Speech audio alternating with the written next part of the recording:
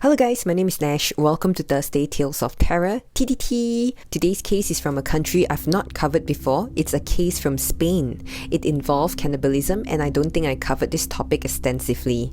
The only one I could remember covering was the Greyhound bus cannibal incident. And the craziest thing was the perpetrator only got 15 years in prison.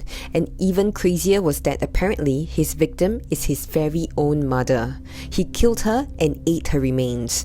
Now what's puzzling to me was that this guy tried to argue in court that he was experiencing a psychotic episode, but the court rejected his arguments. So 15 years is definitely very light if he's judged to be of sound mind when he murdered his mother. And from what I've read, Spain does not have capital punishment, and in fact their maximum sentence for murder is 15 to 20 years, but can go up to 30 years if the murder was part of a terrorist act.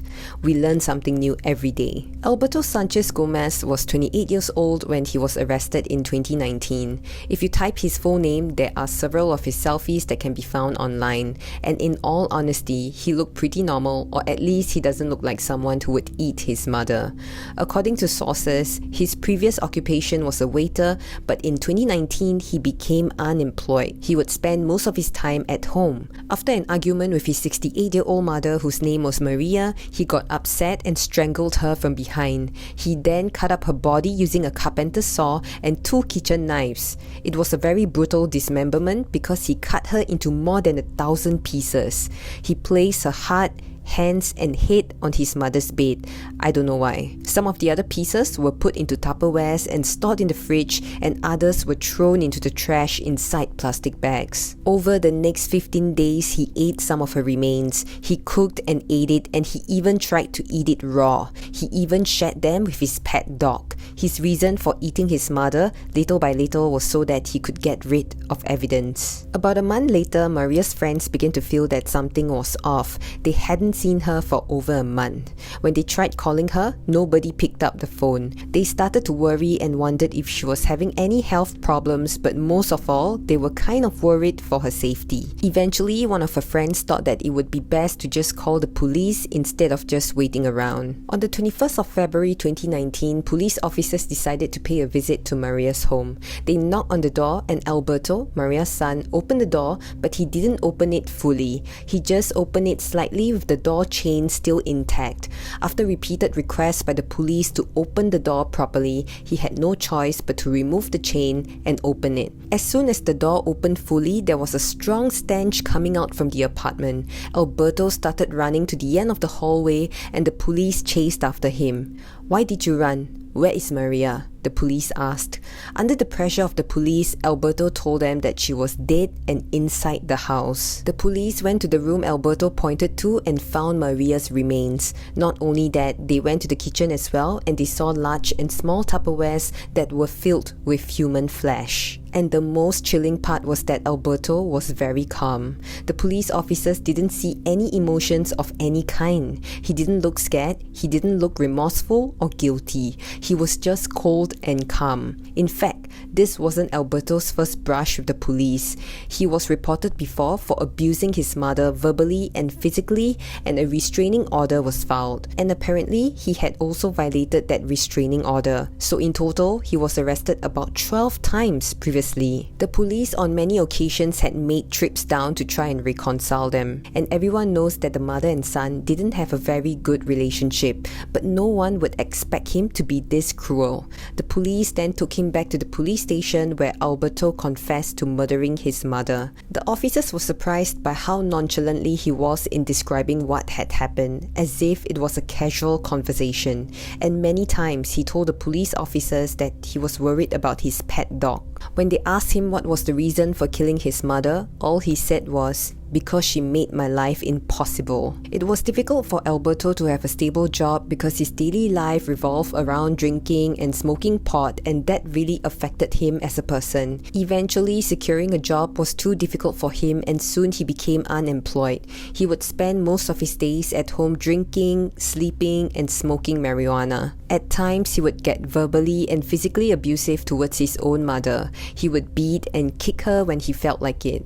The mother had no choice but to file a restraining order against him several times. As a result, Alberto had been living on the streets, in friends' places, and in squatter homes. Being arrested 12 times for abusing his mother goes to show that Alberto has never felt guilty or sorry for how he treated his mother. On the first day of his trial, Alberto told the court that he had psychological problems. He claimed that whenever he watched television, he would hear a voice telling him to kill his mother and to dismember the body. And it's not an occurrence that happened once or twice. He felt like the voice sometimes comes from his neighbors, acquaintances, and even celebrities.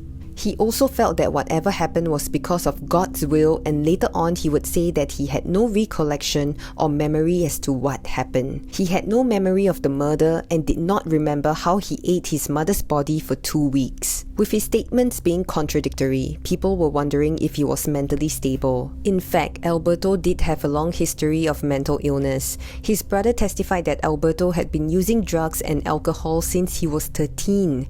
He began hearing voices at age 16. There were several psychotic episodes, 3 of which were severe enough to be admitted to a psychiatric hospital in Madrid. Alberto also told the judge that he had been in therapy for many years, but in the end, the voices never really go away and even instructed him to kill his mother. At the final trial, Alberto expressed deep regrets and could not believe his own actions towards his mother. He couldn't believe and was unable to accept that he was capable of committing such a heinous crime. Whenever he thought about his mother, he was extremely heartbroken. In the end, Alberto was sentenced to 15 years and 5 months in prison. 15 years for murder and 5 months for the desecration of a corpse.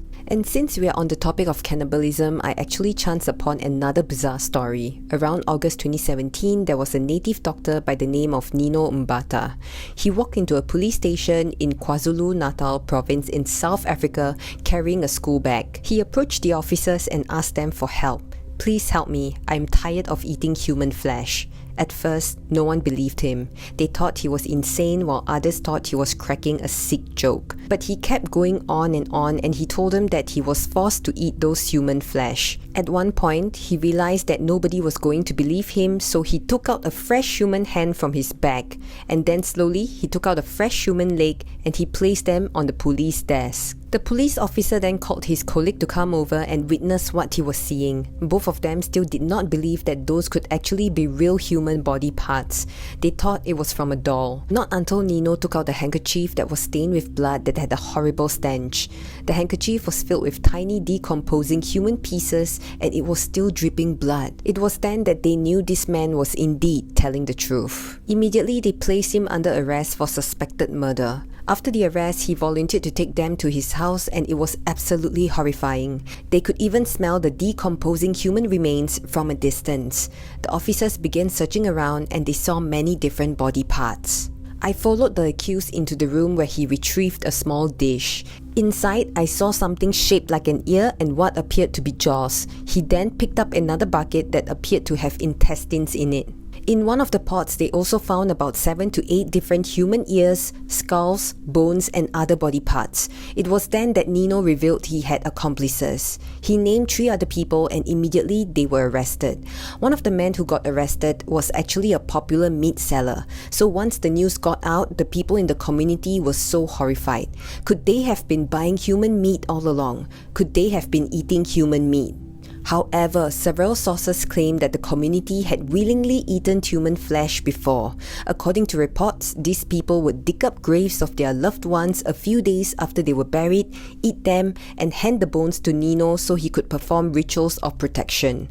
One thing to note is that there's actually no particular law against cannibalism in South Africa, so it is not a crime. However, I'm unable to confirm whether they did eat human flesh willingly or not. At this point, the police recovered all that they could in Nino's house, some of the human remains. They urged members of the community who had mysteriously lost their loved ones to come and identify. It was impossible for them to identify because most of the bodies were dismembered and decomposed. So I don't know, and I can't imagine how the process of identification would have been like for these grieving families. So no one could identify anything except for one. There was one particular body, and the condition of it indicated that it might have been a recent killing. It was the body of a young 25-year-old single mother of one. She had left her town to visit her grandmother not far from where Nino lived. Her name was Zanale Lachvayo. Before she left, she had apparently told her mother and sister that she had some concerns. She was aware of people mysteriously vanishing near her grandmother's area, but her mother and sister were not that concerned because they believed that Zanale would be able to take care of herself. I believe initially she wanted to bring her 2-year-old son along so that he can meet his great-grandmother, but after much thought, she decided to go alone because it will be much easier. So around July 2017, she headed to her grandmother's place. Her family did not check in on her because they didn't see the need to. She had been there before and she was a grown-up girl. Plus, she was aware of how dangerous the area was, so they were very certain that she would be extra careful. However, about a month later, the news regarding the arrest of the 4 cannibals reached Zanale's town. Her mother and sister decided to reach out and see if she was okay. They called multiple times, but her phone wasn't going through. They then tried her grandmother's, and she said Zanale never arrived. It was then that they knew something bad had happened. Her sister immediately rushed to the same police station where Nino was arrested to ask if she could identify the body. She described her sister and the clothes she wore the day she left. Instantly, the policeman brought out the exact color of clothes that had been described. Even though the clothes were soaked with blood, Zanale's sister was still able to identify them. She was also shocked when they told her that Zanale's corpse had no head, legs, or hands. What exactly happened? Some sources stated that Zanale could have visited a friend before deciding to go over to her grandma's, and that was how she fell victim to the perpetrator. According to the testimony given in court, Lungisani, one of the men who was arrested, said that he saw Zanale drunk. He then offered to give her a lift home. But why would he need to kidnap this girl? Apparently, he was tired of being broke and he approached Nino for help. He wanted some traditional medicine that could bring him luck and make him rich. Nino told him that fresh human blood was needed to appease the ancestors, but not that of a man. A little child's blood or a woman's blood would be perfect. He was so desperate he was willing to do anything. So Lungisani began his search, and that's when he chanced upon Zanale, who he claimed was drunk.